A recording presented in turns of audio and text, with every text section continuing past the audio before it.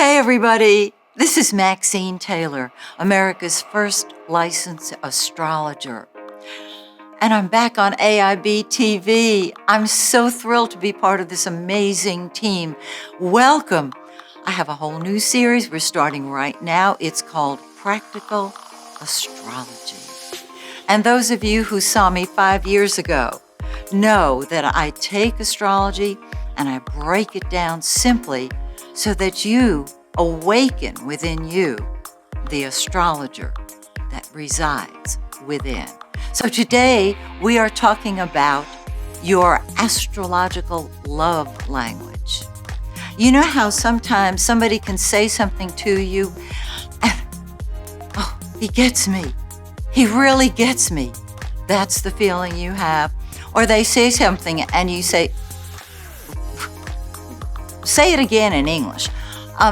Sometimes we need to be spoken to in our language of love. And Venus is the planet of love. So I'm going to tell you what your personal love language is and the love language of that special person that you may have your eye on.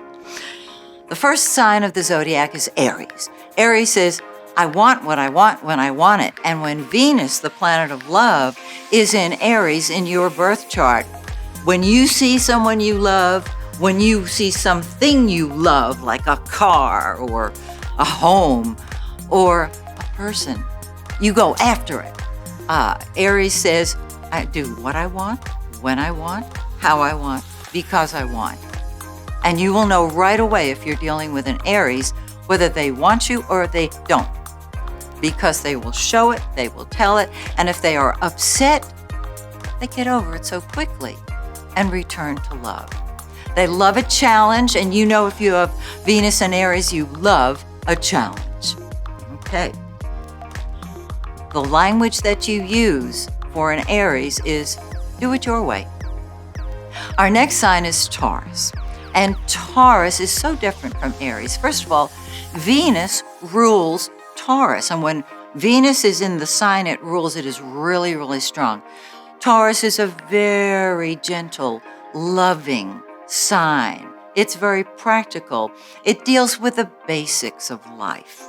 Eating, sleeping, loving, Netflix. You know what I'm saying? They love to do nothing after work because they've worked hard. So the best thing you can do is suggest dinner to your Taurian loved one. Say, how about we go out tonight? And Taurus says, how about we eat in tonight? Because remember, their favorite time is on the couch enjoying life.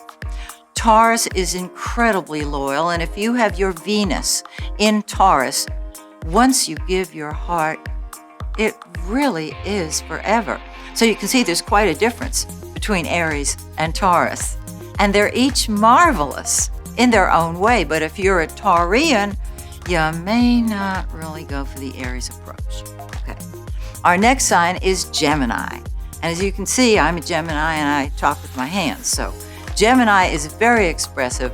And Gemini's love language includes humor. Gemini does tend to have just a teeny bit of a sarcastic approach to humor. They like to be mentally stimulated. They're attracted to people who awaken their mind. And if you're a Gemini, you're nodding your head and hitting that person next to you on the couch because you're saying, yes, keep me laughing, keep the furniture moving, make sure that I am mentally stimulated. And everything else will come to life. The worst thing you can do to a Gemini is not talk to them. Okay? Gemini is easily bored, and so their love language involves spontaneity. Hey, let's just go up to the mall. And they're ready to go because that's how they are. So far you've got Aries saying, I'm jumping in immediately. I love to be the first in line for whatever's going on, and I'm the first in line for you. Taurus says, call me when dinner's ready. I can't even keep up. Gemini says, let's go up to the mall. Our next sign is Cancerians. Cancerian is a very nurturing, sensitive sign. It's the first of the psychic signs. And so if your Venus, your love nature, is in Cancer, you're a mommy. Even if you're a guy, you're a nurturer. And people turn to you for nurturing. You make a home everywhere you are. And as a loving partner, you will take care of the people you love. And if they don't take care of you, you will still take care of them.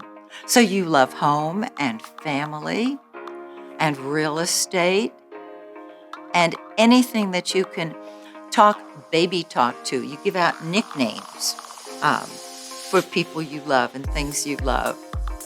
And the most important thing is for Cancerians to be loved and appreciated as a nurturing parent. So you can see we've got 4 entirely different love messages, don't we? Aries, let me be in competition with myself. Accept me as I am. Get out of my way and let me do it my way now. Don't tell me you're going to come around 30 minutes from now. Do it now. Taurus, very practical, very loyal, takes it step by step by step. Aries proposes on the first date. Taurus takes a little while longer. You know what I'm saying, Taurus. Okay. And then, of course, Gemini, communication, correspondence, self-expression. Gemini is always thinking a funny thought. If you say, well, I'm 90 years old, Gemini's thinking, you'll be retiring soon, won't you? It's just a smart remark. They love it. Keep them laughing. Let him crack jokes. Let her crack jokes. And you've got to match up.